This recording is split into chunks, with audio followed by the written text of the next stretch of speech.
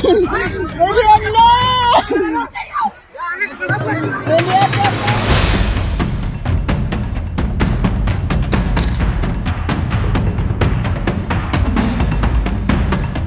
क्या मुसलमानों की जान की कोई कीमत नहीं बची है?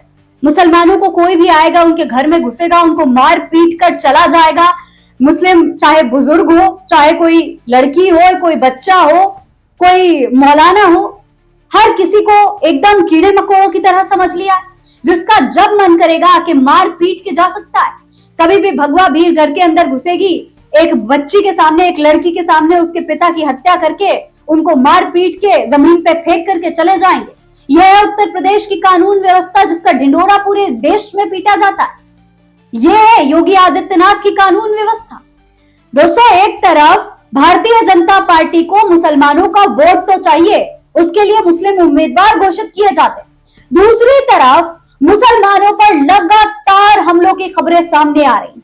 आज कई सारी खबरें सामने आई हैं दोस्तों, मुसलमानों पर हिंसा लगातार बढ़ती जा रही है। 3 ऐसी खबरें जो आपको बताएंगे कि देश में मुसलमानों की स्थिति क्या है। दूसरी तरफ भारतीय जनता पार्टी उसी मुसलमान का सहारा कैसे ले रही है, सब कुछ बताएंगे आज के इस वीडियो में विस्तार से, इसलिए वीडियो को पूरा जरूर देखिएगा। आज 3 हैरान कर देने वाली खबरें सामने आई है। कहीं किसी बुजुर्ग को प्रॉपर्टी की वजह से मार पीट कर उसके घर पर फेंक कर चले जाते हैं, कहीं किसी मौलाना को मार दिया जाता है, कहीं किसी नाबालिग मुस्लिम बच्ची के साथ ऐसी दरिंदगी की जाती है कि वो खुद मजबूर हो जाती है अपनी जान लेने की। यह स्थिति है आज इस देश में मुसलमानों की। लेकिन इसके बावजूद मुसलमानों को साधने के लिए भारतीय जनता पार्टी मुस्लिम नेताओं के नामों की घोषणा कर रही है। ये देखिए, सबसे पहले तो आप खबर पर गौर करिए। ये सबसे पहली खबर है जो उत्तर प्रदेश के बाराबंकी जिले की है। बाराबंकी जो कि लखनऊ से कुछ ही घंटों की दूरी पर है। लखनऊ में योगी आदित्यनाथ विराजमान है और यहां से कुछ ही घंटों की दूरी पर इतनी बड़ी घटना हुई है जिसके बारे में गोदी मीडिया अभी मौन धारण करके बैठा है।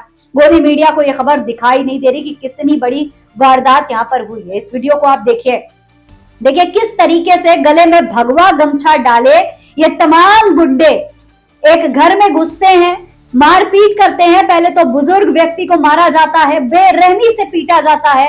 उसके बाद उनकी बेटी वहां पर बैठकर उन्हें बचाने की कोशिश कर रही होती है, तो बेटी को भी लाठी डंडों से मारने लगते हैं। देख लीजिए आप, ये स्थिति है उत्तर प्रदेश की कानून व्यवस्था की। इसके कसीदे पढ़े जाते हैं।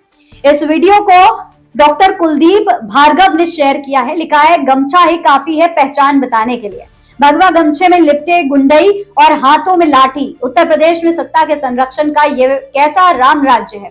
बाराबंकी के हैदरगढ़ में 70 वर्षीय शमशेर अली की हत्या और महिलाओं सहित कई लोगों पर हुए जानलेवा हमले की घटना ने उत्तर प्रदेश में कानून व्यवस्था की पोल खोल दी है। जब से बाबा मुख्यमंत्री बने हैं, उनके सजातीय दबंगों और सत्ता के संरक्षण में पड़ रहे सामंतियों का आतंक लगातार बढ़ता जा रहा है। दलितों, पिछड़ों और मुसलमानों पर हमले, उत्पीड़न और हत्याओं की खबरें लगातार सामने आ रही हैं। सवाल यह है कि आखिर योगी सरकार की कथित सख्त पुलिस और सख्त एसटीएफ ऐसे मामलों में कहां गायब हो जाती है। आरोप है कि भूमि विवाद में दबंगों ने लाठी डंडों से हमला किया और ट्रैक्टर चढ़ाकर लोगों को कुचलने का प्रयास किया, जिसमें 70 वर्षीय शमशेर अली की जान चली गई। कई लोग घायल हुए। ये सिर्फ एक परिवार पर हमला नहीं, बल्कि प्रदेश में कानून के राज को चुनौती है। क्या उत्तर प्रदेश में सत्ता के करीब होने का मतलब कानून से ऊपर होना हो गया है? मुख्यमंत्री जी से सवाल है कि अगर आरोपी आपके सजातीय या भाजपा से जुड़े प्रभावशाली लोग हो, तो आपकी जीरो टॉलरेंस वाली नीति और आपकी सख्त पुलिस की सख्ती आखिर कहां चली जाती है? मुख्यमंत्री योगी आदित्यनाथ जी पीड़ित परिवार को सरकारी खर्च पर उच्च स्तरीय चिकित्सा सुविधा, उचित मुआवजा और सुरक्षा उपलब्ध कराइए तथा सभी हमलावरों के विरुद्ध तत्काल कठोर कार्रवाई सुनिश्चित कीजिए। सत्ता के नशे में चूर भाजपा के गुंडों को ये समझ लेना चाहिए कि जनता सब देख रही है और समय आने पर सत्ता के अहंकार का हिसाब भी करेगी। मैं और पूरी भीम आर्मी इस दुख की घड़ी में पीड़ित परिवार के साथ मजबूती से खड़े हैं। आप जरा वीडियो को देखें तो आप देखिए किस तरीके से एक एक गुंडा जो यहाँ आया है उसने गले में भगवा गमछा डाल रखा है। मतलब एक तरीके से शील्ड की तरह इस्तेमाल किया जा रहा है इसे। सोचिए, जिसे आप अपने धर्म का रंग बताते हैं, जिसका सम्मान करने की बात करते हैं, वो ये गुंडे जो है अपने गले में सिर्फ इसलिए डालकर घूम रहे हैं ताकि कुछ अंधभक्त उनको डिफेंड कर सके, ताकि उन पर कानूनी शिकंजा न कसा जा सके। सोनी मधुरकर ने इस वीडियो को शेयर किया है, लिखा है भगवा गमछा लगाकर लाठी डंडे चलाना उत्तर प्रदेश में चलन सा बन गया है। विशेष धर्म जाति समुदाय पर आए दिन हमले किए जा रहे हैं। आप लोगों की आंखें कब खुलेंगी? अभी भी समय है, इकट्ठा होकर इस तानाशाही ताकत को उखाड़ फेंकिए उत्तर प्रदेश से। तो दोस्तों आखिर ये पूरा मामला क्या है उसके बारे में भी मैं आपको बता दूं। देखिए, दैनिक भास्कर की रिपोर्ट में बताया गया है कि बाराबंकी के सुबेहा थाना क्षेत्र में जमीन विवाद को लेकर खूनी संघर्ष हो गया। पूरे गुमान सिंह का पुरवा गांव में शमशेर अली की लाठी डंडों से पीट पीट कर हत्या कर दी गई। इस घटना में महिलाओं समेत 9 लोग घायल हुए हैं। शमशेर अली के घर के सामने करीब 15 बीघा जमीन को लेकर गांव के विक्रम सिंह पक्ष से विवाद चल रहा था। शमशेर अली ने इस जमीन पर धान की फसल लगा रखी थी। आरोप है कि विक्रम सिंह, उसके बेटे रोशन सिंह, शक्ति सिंह और भाई पृथ्वीराज सिंह समेत अन्य लोग ट्रैक्टर और लाठी डंडे लेकर खेत पहुंचे और धान की फसल जोतने लगे। शमशेर अली ने खेत की जुताई का विरोध करते हुए ट्रैक्टर रोकने का प्रयास किया। आरोप है कि चालक ने उन पर ट्रैक्टर चढ़ाने की कोशिश की, जिससे टक्कर लगने पर वो जमीन पर गिर गए। इसके बाद आरोपियों ने लाठी डंडों से उनकी बेरहमी से पिटाई की। गंभीर रूप से घायल शमशेर अली को परिजन अस्पताल ले गए, जहां चिकित्सकों ने उन्हें मृत घोषित कर दिया।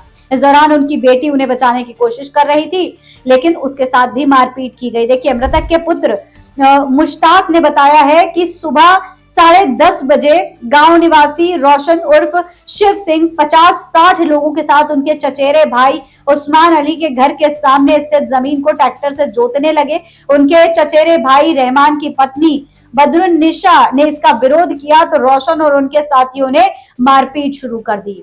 ये है उत्तर प्रदेश की कानून व्यवस्था। इसके बारे में ही शायद योगी आदित्यनाथ की जो सरकार है वो बड़े बड़े पोस्टर लगा करके विज्ञापन कर रही है उत्तर प्रदेश के चुनाव से ठीक पहले कि देखिए जीरो टॉलरेंस नीति है।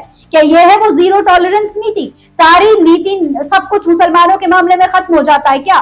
मुसलमानों पर किसी भी तरीके से भगवा गमछा पहनकर गुंडे आकर के मारपीट कर सकते हैं, उन पर कोई एक्शन नहीं होगा। मुसलमान अगर कोई होता इनकी जगह पर तो अभी तक उसके घर पर बुलडोजर पहुंच गया होता दोस्तों। लेकिन रविवार को यह घटना हुई है, पूरा दिन बीत गया, अभी तक कोई एक्शन नहीं हुआ है, अभी तक कोई कार्रवाई की बात सामने नहीं आ रही है दोस्तों। ये देखिए, सिर्फ इतना ही नहीं, एक और बहुत बड़ी खबर सामने आई है। इसी तरीके की एक और बहुत बड़ी खबर उत्तर प्रदेश के सीतापुर की खबर है ये दोस्तों।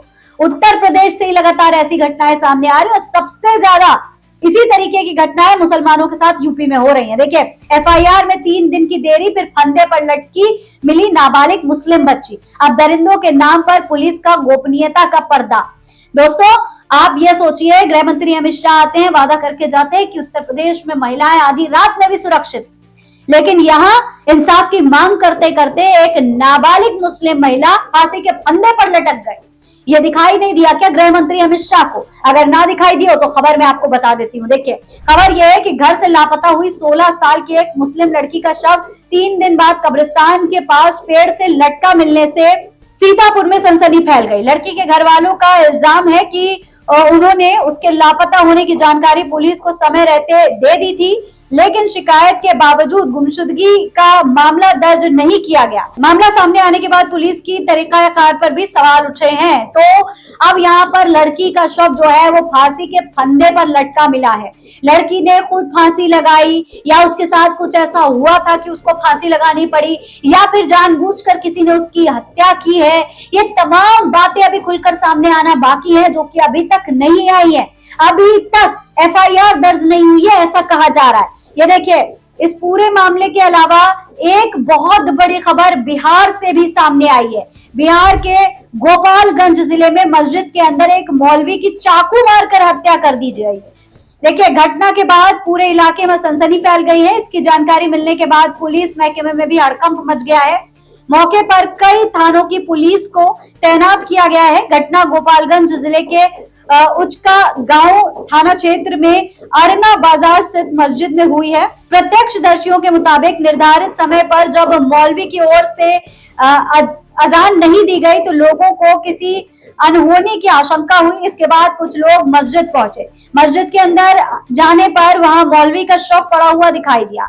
शव को देखते ही लोगों ने तत्काल इसकी सूचना पुलिस को दी। सूचना मिलते ही उचका गांव थाना अध्यक्ष धर्मेंद्र के नेतृत्व में पुलिस टीम मौके पर पहुंची और पूरे घटना स्थल की बारीकी से जांच शुरू कर दी। पुलिस ने घटना स्थल से साक्ष्य जुटाने के साथ ही आसपास के लोगों से भी पूछताछ शुरू कर दी है। हत्या के पीछे की वजह क्या है और वारदात को किसने अंजाम दिया, इसका पता लगाने की कोशिश की जा रही है। यानी कि मौलाना की हत्या क्यों की गई, किस वजह से की गई, इसकी पता लगाने की कोशिश की जा रही है।